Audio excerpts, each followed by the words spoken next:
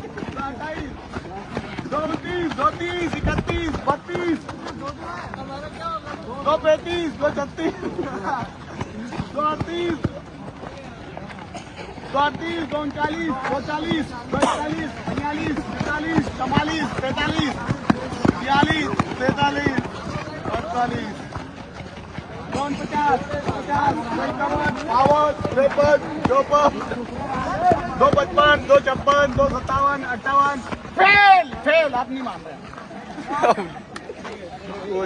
तो हालत में कितना